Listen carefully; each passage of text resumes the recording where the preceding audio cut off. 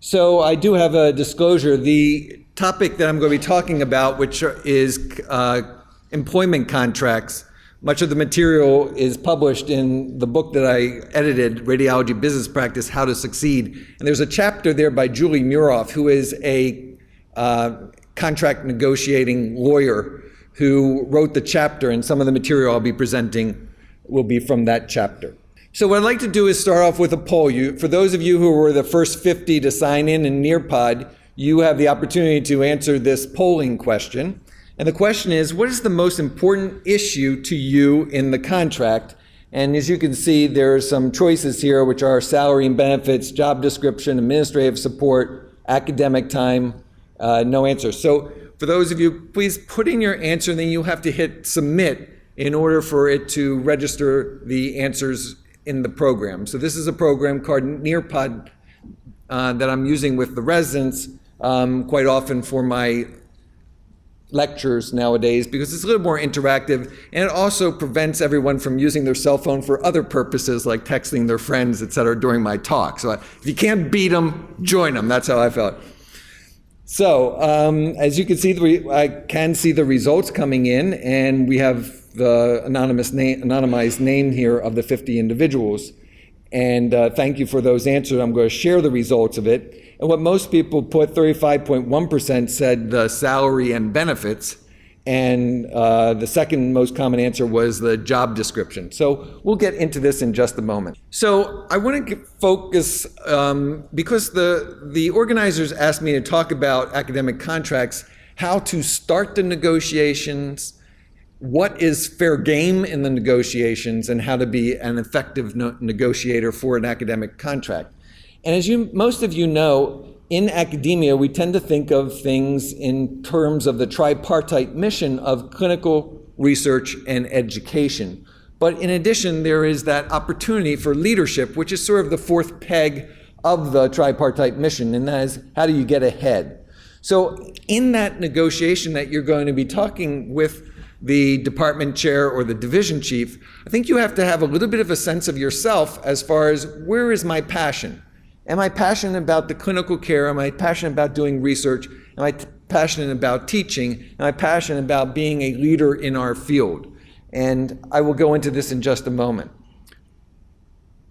So if your passion is about clinical care, probably the issues that you want to discuss revolve around these issues. How many days per week am I going to be on service? In most academic programs, they will allot a certain amount of research time, but depending upon what your role is in the department, whether you're, for example, a basic scientist or an MD, PhD, or whether you're pegged to fulfill a research mission, you may or may not have time off of the clinical schedule. The other thing you want to know is, what are your rotations and your responsibilities? So am I going to be doing exclusively breast imaging, or will I be required to do general radiology on weekends for call or in the evenings, for example?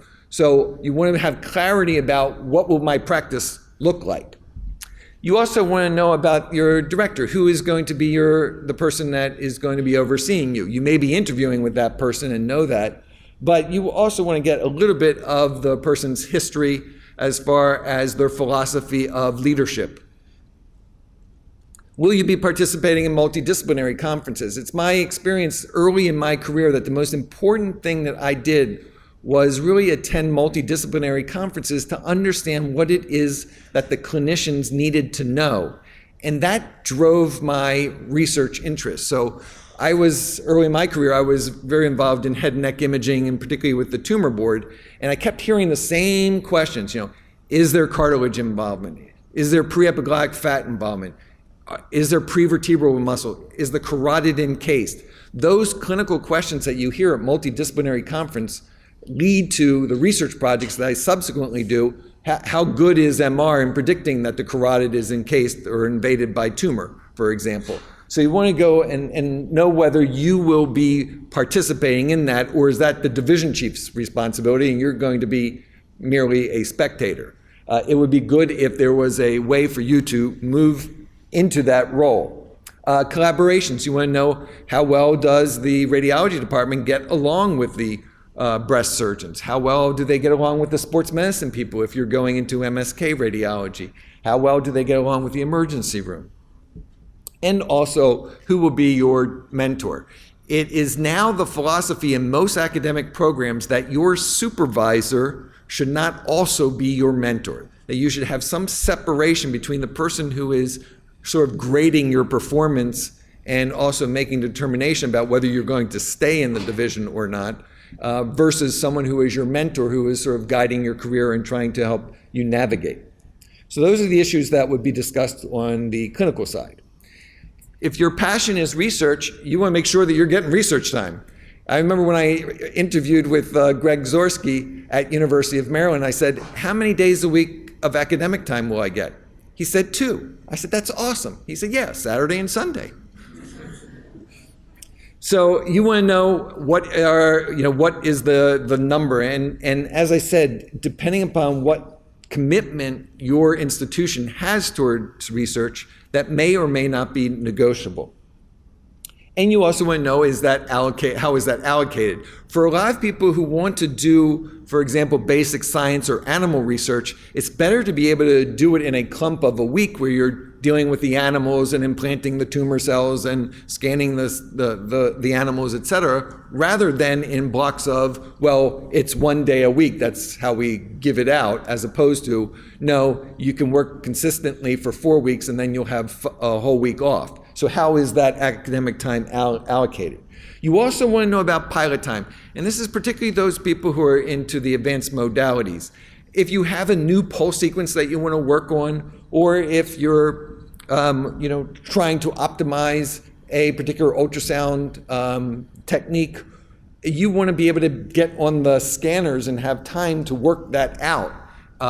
How much allocation of pilot time and whether or not it's going to cost you financially is very important. You also want to know whether there's someone who's helping to do the research coordination for submitting all those IRBs and getting the consent for the patients and recruitment and working on clinical trials. So is there infrastructure within the department or the division that you're going to have someone that is assigned to you that can help you, because it takes a village to do good research?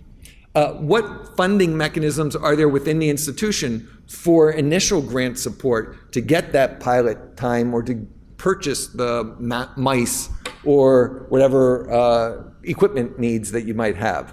There are sometimes issues about the NIH cap. For most radiologists in practice, after probably the first couple years, they will exceed the allotted cap, the maximum that the NIH has for salary, which is $176,000, I think, currently. If you're making $225,000 in your fourth year of practice, how do you make up that gap if the NIH is only funding up to $176,000? That's an issue. And then also you want to know the time off to be able to go to meetings like the RSNA. If you're into the education, again, what are the resources available to you? The reason why I only have 50 people who are participating on Nearpod is because that's $20 a month, whereas if it exceeds 50 people, it's $50 a month for the license. So in a residency program, I can do it with just 50 people. Anyway, what are the resources for support of the educational? Is for having button boxes or licenses? Is there opportunity for leadership with regard to fellowship training director, residency training director, assistant residency training director? Who runs the medical school teaching course? Who runs the PhD basic science teaching course? Who's teaching at the basic science level or anatomy level? Does the department sponsor courses to improve your skills? The RSNA has a very nice program for teaching how to be a better communicator for the teaching skills. Do you have time off the schedule to work on those educational materials that you're working on, to write that book, to write a chapter, et cetera? Do you have the opportunity to work on a curriculum for the residency within your subspecialty, or for medical students or fellows or postdocs? And the fourth portion is leadership. What will be my role in the department, and are there opportunities for me to advance? Is it a very stylized structure where there's the department chair, there's the division chief, and there may be a section chief, and there really aren't opportunities for you to grow a new area or to become a leader within the department. So is there a glass ceiling? And sometimes you get these opportunities and you get these titles and you're not leading anybody. It's like, all right, well, you're the vice chair of quality assurance. That's great, except if there's no one to help you do it, you're the person doing it all. You're not really directing a program. So those resources, be it human or machinery, what are they that are going to be provided? Do you have an administrative assistant in charge of quality assurance that you're going to be working with and that is dedicated to do that? And do you have a budget to support the work that you're doing? All this is important for leadership. So if I could ask you to answer this question, you have the opportunity to text in answers with Nearpod. So I'd like you to answer this question. My strongest asset is blank. My strongest asset is blank. A lot of no answers. If you don't know what your strongest asset is, not a good thing. Okay, so attention to detail, communication, work ethic, commitment, social skills, my drive, my creative, work ethic, training, a lot of work ethic, being a team player. Good. So the reason why I ask this is that in the interview, you want to hammer home what it is that is unique about you as opposed to the other candidates who are going to be searching for the same job. Why would the department chair, the department director, the section chief want you? And in order to do that, you have to know yourself and what are your biggest strengths? What can you really hammer home with examples of how you do so well? So that is something that you should go into knowing that someone might ask you, well, what do you bring to the division? How will we be enhanced, our department be enhanced by employing you? And this is something that I think you should have a strong sense of self. This leads to how to start the negotiation. So I would, at the beginning of the negotiation or the discussion, be very inquisitive. Ask about policies. Ask about time off the schedule. Ask about academic time. Ask about, it shows your interest in the program and you're not just focused on yourself, and that this is a back and forth because you're not just trying to sell yourself. This program has to sell itself to you. You value yourself well enough that this has got to be the right program for you, and so you want to know the answers. So be inquisitive. At the same time, you want to be interested in each person that you interview. So I tell this to my trainees who are interviewing for residency or fellowship. Make sure you try to connect individually with the people who are interviewing you. It'll be very important because they will like you more if you show interest, not just in the program, but them themselves. What do you like most about being in this department? How do you feel about if you were running the department, what things would you change? So you're interested in their opinion about it. You need to have a little bit of data beforehand, so make sure you do a little bit of research about the program so you're not asking questions that could be readily obtained by just Googling the program. And then I would say, from what I've learned about the division, based on the questions as well as online, there is an opportunity to grow blank. And here's where you talk about either your clinical interest, your research interest, your educational interest, your interest in leadership. Here's how I'm going to provide added value. I've listened to what you've said. I've talked to various people. I think that there's a niche here for me, and I am uniquely suited by virtue of my best asset to fulfill the need that you have in your department and make the case for that.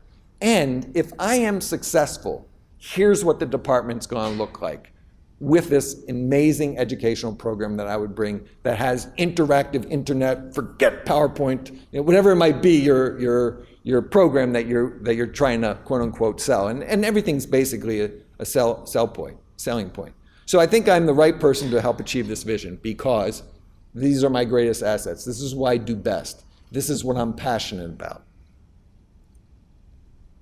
So when you negotiate, start from the mission. And I just came from Norm Beauchamp and Dave Fessel's presentation on resilience and how to have joy at work. And they talked about beginning with the end in mind, having a mission. What is it that you hope to accomplish in your academic career? What does it look like? And talk to the division director or the department chair about, here's why I am looking for this job in academia, and in particular in your program, because I am really passionate about getting more medical students to want to go into the field of radiology. And I think that if we start early in anatomy class with radiographic anatomy, we can really recruit a lot more people into the field, and that's what I really want, is to inspire people to go into radiology, whatever it might be, your mission. And then think about, as I said, if you invest in me, if you employ me, if you hire me, here's what you're going to get. This is the return on the investment. Think about it like a business proposal. Provide that vision of what could be and the added value that you bring. So with regard to the contract itself, you may want to ask what is the title that you're going to be coming in. And there is a difference between an instructor versus an assistant professor versus an associate professor, and also the other title being you're going to be the director of medical school education, in the department, whatever it might be. So what is the actual job title that you're going to be applying for? You're going to be a staff neuroradiologist. Fine. So with regard to salary, I would be suspicious if you're able to negotiate your salary, how much it's going to be. In most academic institutions now, because of issues with gender equity and equal opportunity employment, it's pretty much set what the starting salary is for an assistant professor, or if you're coming as a new associate professor. If you're coming with years of experience and you say, well, I've been an assistant professor at this institution for 5 years, there may be some negotiation about what seniority value, what the value is of the seniority. But if you're able to flex your salary, it makes me worried that there may be someone who is not as aggressive as you, who is doing the exact same work and making less. That wouldn't be a good environment. So at Johns Hopkins, and I'll speak for myself, it's formulaic. This is what assistant professor, you can talk to me till you're blue in the face. This is what starting assistant professors make in our department, and they all make the same. If you have a title, if you're going to be the director of medical education, and that is an additional responsibility, we give an additional amount for specific roles in the department. So I'd be suspicious if you're able to flex around with the salary. You want to know about the benefits. And again, this might get a little bit into the weeds, but are the benefits based on salary? Are the benefits based on salary plus bonuses? Are the benefits based on salaries plus incentive plan money? Are the benefits based on salary plus what I'm doing moonlighting internally? The benefit, which is going to be your retirement plan and how much you're going to be having to pay for your medical insurance, you want to know on what it's based. You want to know about your percent effort. As I said, how much academic time do you get? Do you get an academic allowance? How much money do I get to spend to come to the RSNA and to the ISMRM and to the ACR and to the rank and rave meetings? Is there what is that allowance? Because how much am I going to have to pull out of my own pocket to pay for this? Because it basically is coming out of your salary, right? So you want to know those amounts, moving expenses, and length of contract. So if I was to make you, coming out of your residency or fellowship, the director of blank training, how much value would that have for you? Would that be worth $0 to $5,000, $5,000 to $15,000, $15,000 to $25,000, or greater than $25,000? I'm going to make you the director of interventional residency training. What value would you put on having that title?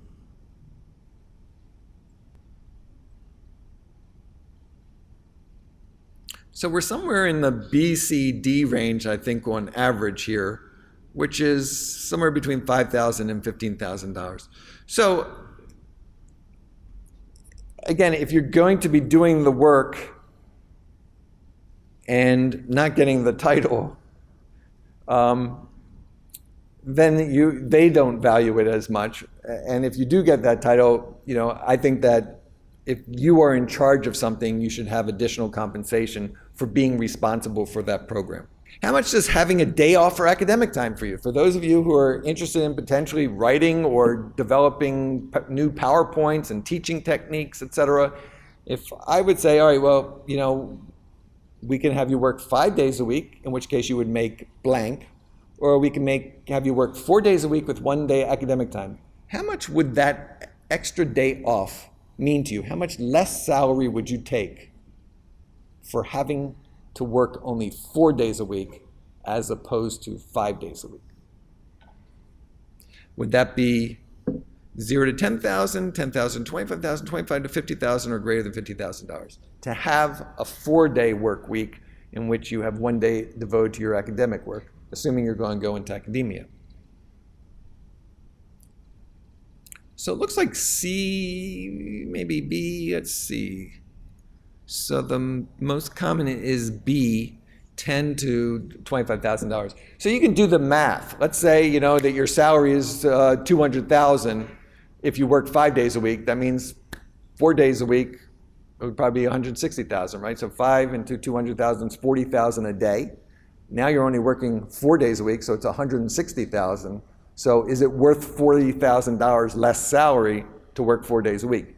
Think about it based on the academic time. So what are the red flags in a contract? So in the book, Julie Muroff talks about these 5 red flags. Exclusivity. You cannot work anywhere else but in our group.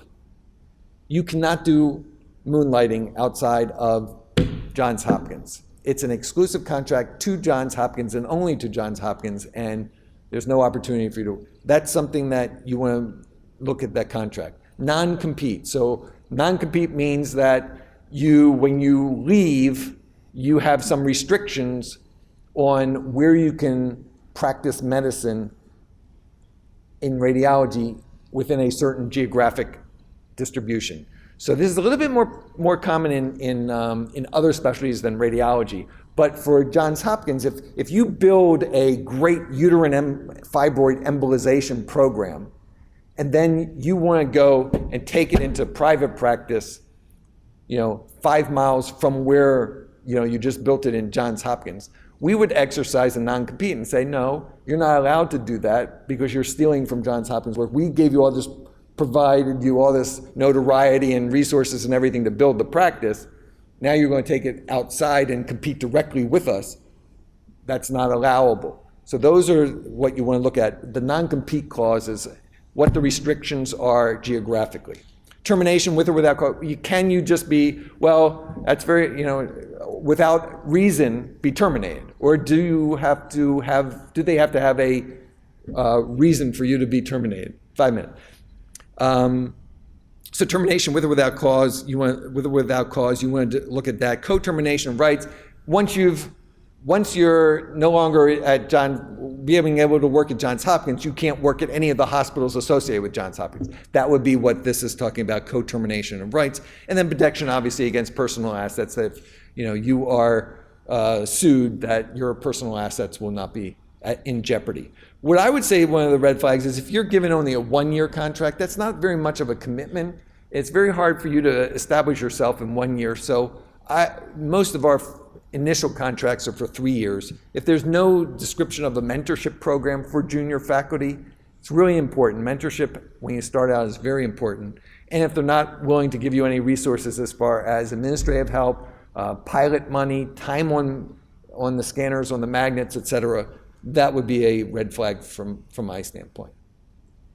So think global, act local. What can you do within your division? In many cases, it's the division director who's actually controlling your life and your fate, not the department chair. So you better know the past history of the division director. And important point is to make sure that you're also talking about the people who have left that division and why they have left that division and what it means with regard to the culture in the division. So is it the right culture and feel? What about everything else besides the job? The city, the camaraderie, the team feel of the group.